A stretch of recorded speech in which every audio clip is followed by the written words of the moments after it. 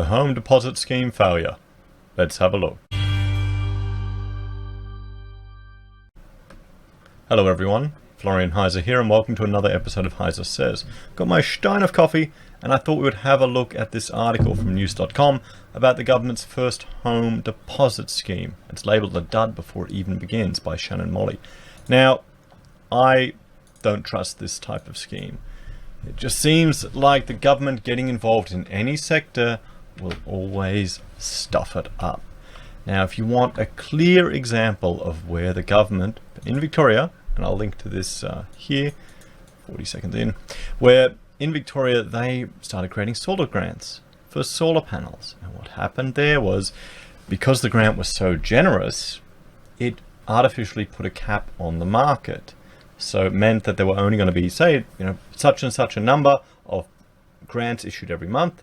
And if you didn't get it, you just wait for next month, because the opportunity loss of not getting that grant was so high. It was half the cost of installation, and the time frame is just a month. So you can take that risk and gamble again.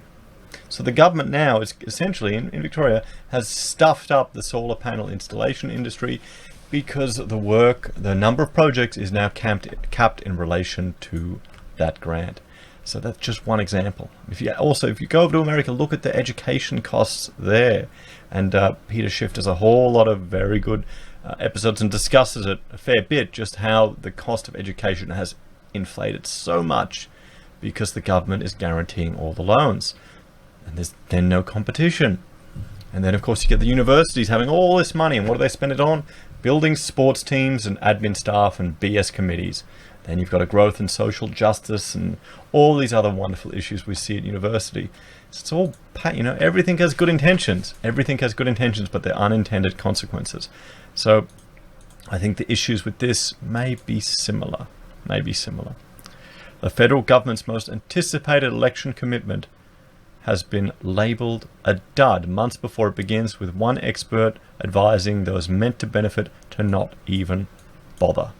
From January 1, a new scheme will allow 10,000 eligible home buyers to get into their first property with a 5% deposit, thanks to the government guaranteeing their mortgages.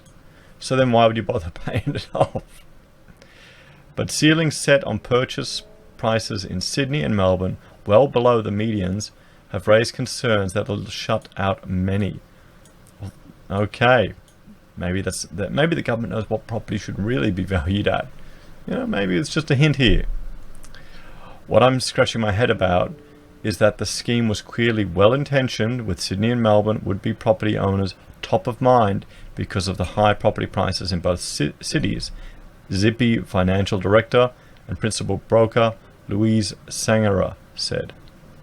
Yet now the price caps have been so ridiculously low in these capital cities, most buyers won't qualify anyway, or worse still, they will end up buying a cheap and inferior property, which may cost them more in the long run. A cheap and inferior property. Why the hell would a cheap and inferior property cost them more in the long run? Maybe because, they won't make the super huge capital, or they may need to commute a little bit more, or maybe they'll be able to pay the mortgage back faster.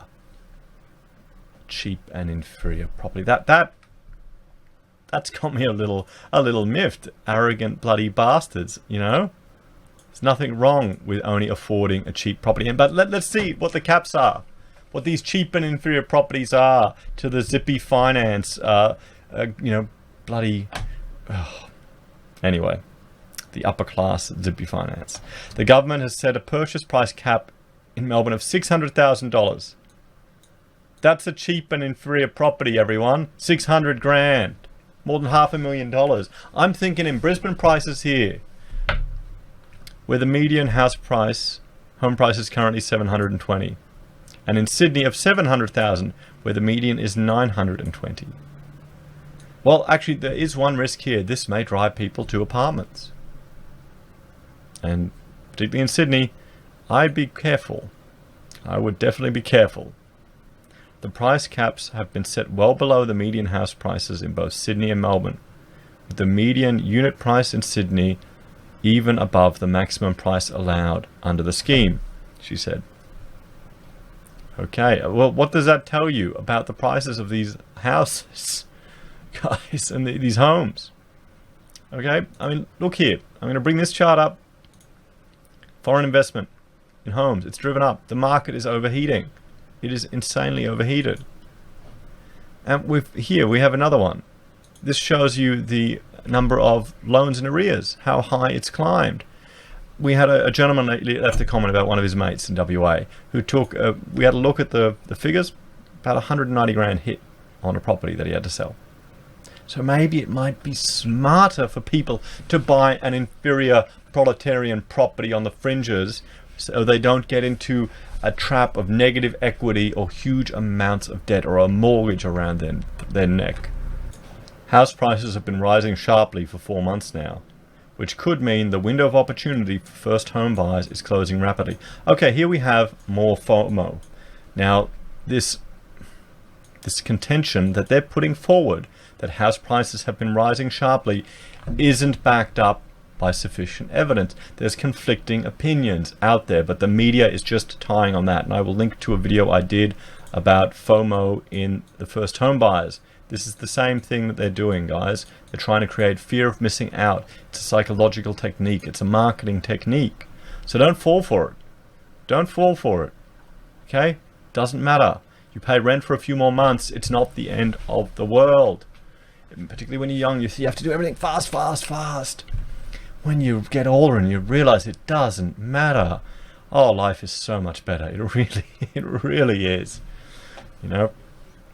As a result, by January, when the scheme kicks off, those ceilings on purchase prices in Sydney and Melbourne will be even more inadequate, she said.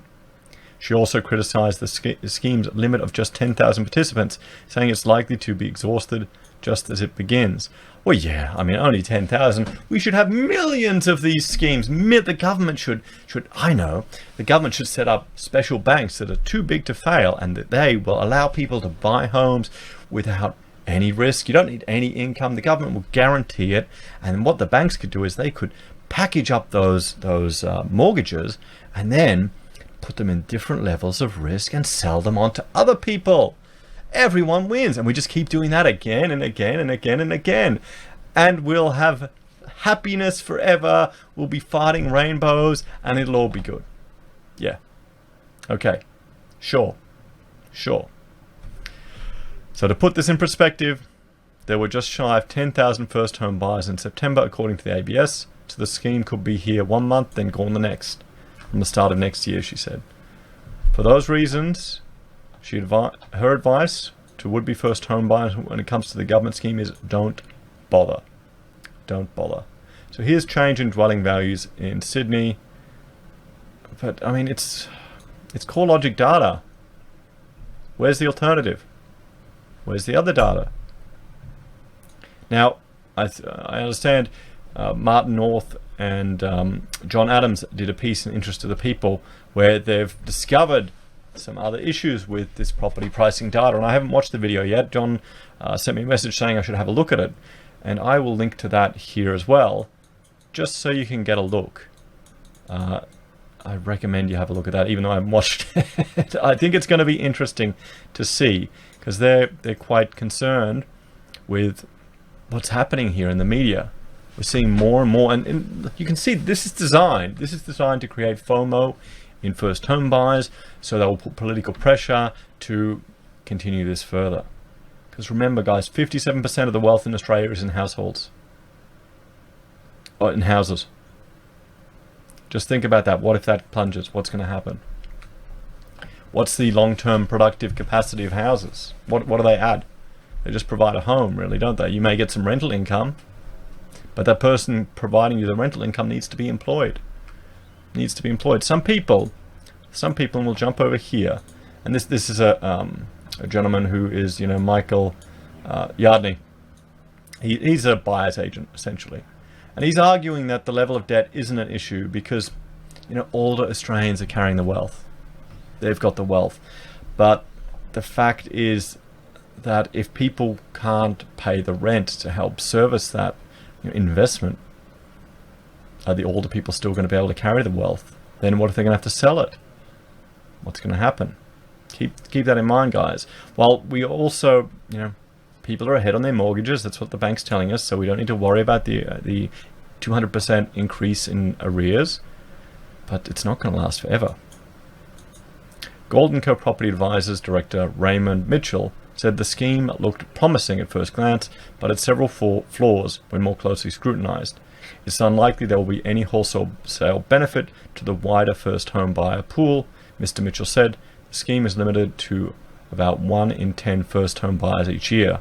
The scheme also appears to be accessible for the majority of income earners below the top bracket, which means many of those eligible to access it probably don't really need it. Mr. Mitchell believes the government could tighten the qualification requirements to ensure the scheme is used by those who need it most. But those aren't the only issues he believes. The scheme does nothing to address the key underlying issues of supply shortage. It's all good and well to make it easier for the supply shortage.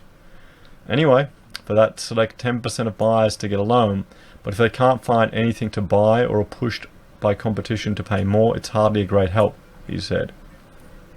So some banks have indicated they will charge a higher interest rate to recipients of the government scheme to offset a perceived risk. This showed that lenders don't understand how the policy worked, Mr. Mitchell said. The government guaranteeing a loan limited any exposure, and so there was no need to charge more, he said. The problem is the amount the buyer saves on not having to come up with the full deposit and lenders' mortgage insurance fees is now outweighed by the higher interest they'll pay over the lifetime of the loan with the increased risk surcharge built into their rate. So essentially the government is just going to increase the cost of these houses even longer.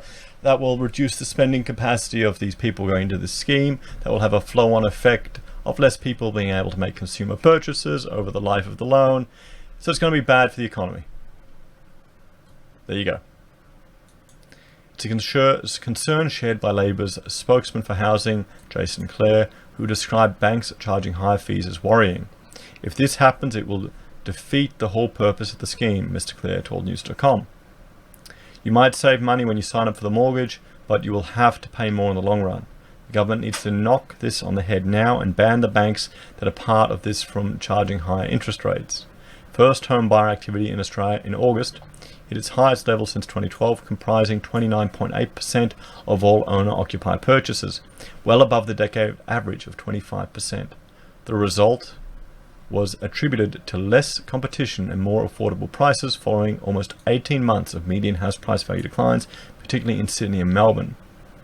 But that downturn is now over, with consecutive month-on-month price growth recorded both on a national average front and the biggest housing market since June. ANZ senior economist Felicity Emmett said affordability peaked then and prices are set to record highs in the first half of 2020 if current trends continue. All I'm going to say to that is past performance isn't an indication of future performance or future outcomes. We need to... Is it just me, or does none of this seem to be based on fundamentals, guys? On what's driving it fundamentally? The only thing I can see is population growth. The only thing I can see is increased population growth. That's it. But there's an infrastructure burden that comes with that. Our water isn't keeping up to be honest. In June 2019 marked a turning point as dwelling values again began to outpace household incomes across the capital cities, with the exception of Perth and Darwin, Ms. Emmett said.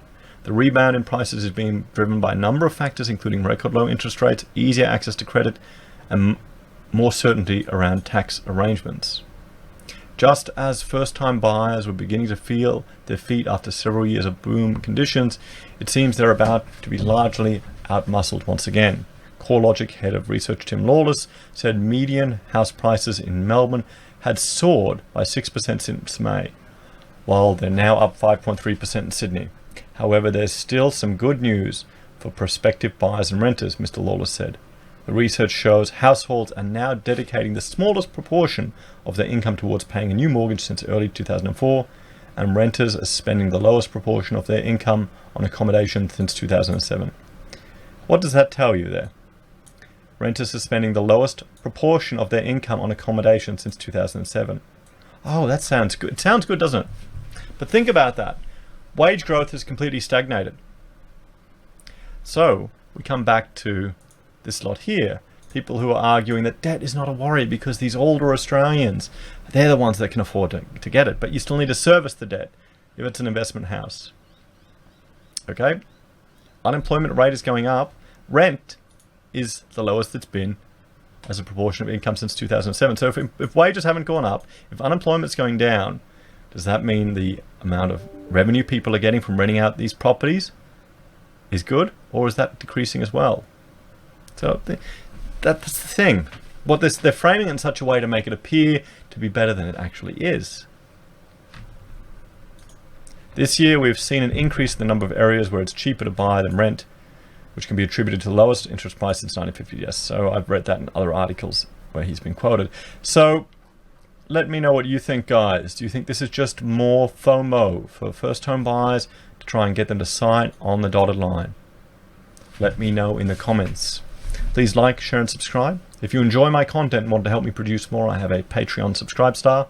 I also have affiliate links for Amazon and eBay, so if you make a purchase there, I get a kickback, doesn't cost you a cent, and I also have PayPal and other methods. Thanks for all your support, guys. Have a great day, and I'll talk to you later. Bye for now.